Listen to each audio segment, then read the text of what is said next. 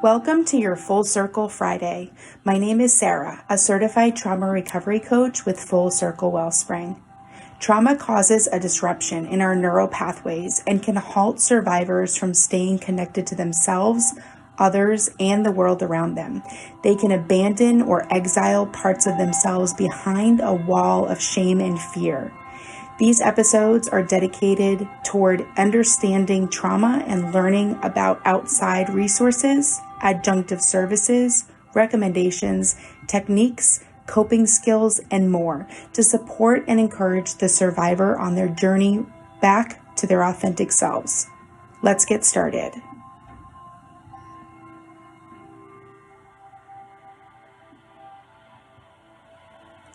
Today's topic is repressed memories. So today comes with a disclaimer. Number one, I have no scientific degree. I also have no clinical backing for this topic. And finally, I probably have no business putting this out here. Yes, I know it's discredited by some sciences, balked at in some of the legal community, and a highly controversial topic. So why not, huh? I mean, humor me, right? As a trauma recovery coach, I would be remiss to not shine a light on something that is huge in the collective trauma survivor world. I'm going to say outright, in case you want to skip this is an episode in favor of repressed memories, that I personally believe they exist, and I have personal experience with this. So there's that. I'll give you a second to find the off button if you'd like. But if you're still with me, all I want to do here is give a bit of info, define a few terms, and lay out some resources if you find this educational piece helpful. To be clear, from the literature, repressed memories seem to be present vastly in trauma brains and very uncommonly in non-trauma survivors. According to medical journals, repressed memories are like the capstone of trauma response. It's like the top of the line of avoidance, dissociation, disconnection. In other words, if you have repressed memories, it's for a paramount reason.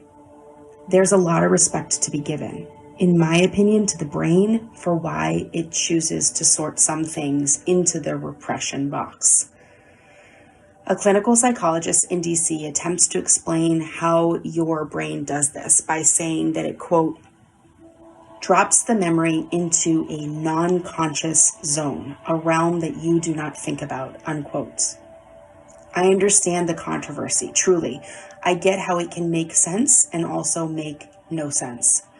I also know that the understanding of the mind is still a work in progress, so we barely know a fraction of what the brain is capable of. Is it really a long shot to believe that the brain can hide something from its own self? I mean, if you think about it, ultimately, the brain's operating system is all about organizing clutter. Dreams are basically largely believed to be a key tool that your brain's use to sort out something it can't understand, right? It's like a nighttime defragging to categorize your day's activities.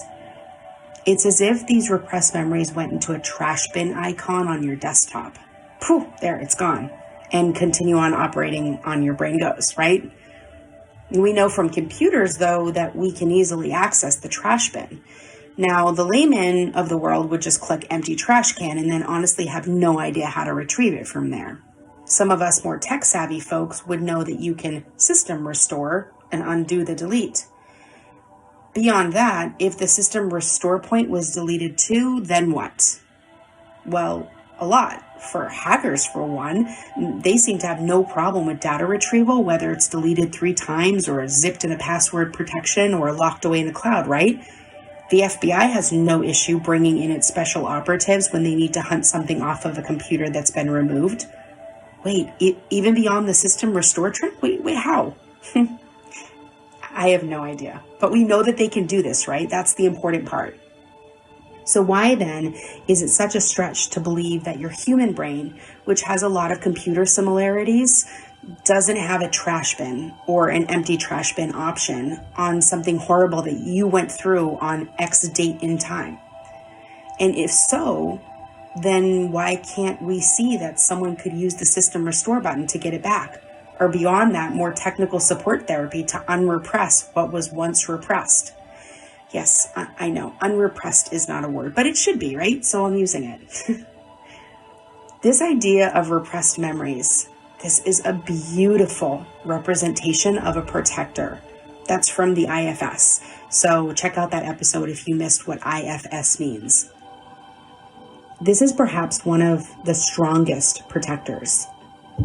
In fact, truly, can something even hurt you if you can't remember it at all? This repressed protector part of us is doing a job to keep us safe, something we can be really grateful for. The retrieval of said memories also somehow seems to have its place in healing. I know I joked about unrepressing them, but it's actually called recovery. Repressed memory recovery is a thing. It's not an exact science, but there are methods that are available for uncovering what the mind is covering from itself. IFS can work for some, along with EMDR, guided visualizations, revisiting locations, pictures, smells, trance writing, hypnotherapy, psychedelics. These are just a few, but actually everyday occurrences can bring repressed memories flooding back to the mind. Flashes of scenes from something someone said, random visions coming to you in your dreams. There's smells and scents that can bring you right back to your trauma and more. And then, of course, there's the question of why does the brain repress memories in some people and not in others? These are questions we really can't answer. But that's why I chose to write as briefly and uneducated on this topic as I did, because repression is important to understand as a trauma survivor or someone who works with survivors. If you have a feeling that you have repressed memories, please find a coach or a therapist to work with. If you've accidentally uncovered repressed memories, understand that you may be in the throes of re-traumatization and you should definitely seek support. Don't be ashamed to ask for help. If you have questions after listening to this or want support with your repressed memories, feel free to reach out. As always, I will do my best to guide you to the best resources. I'm still learning about this topic, so maybe in the future, I'll revisit it with a more informed and personal way as I grow from my own mind's repression. So stay tuned. In the meanwhile, take good care of yourself. Thank you for joining me for today's episode of Trauma Survivorhood. This has been written and created by your host, Sara, a trauma recovery coach. For more info about me, trauma recovery resources, or to check out our support groups, classes, free survivor circles, private coaching, and more, visit www.fullcirclewellspring.com. Schedule a complimentary 20-minute discovery call to see if coaching is right for you. For the latest info on schedules and updates, follow us on Facebook at Full Circle Wellspring. All other media, social links, blogs, and show notes are posted in the episode guide below. Until next time, be well, survivors.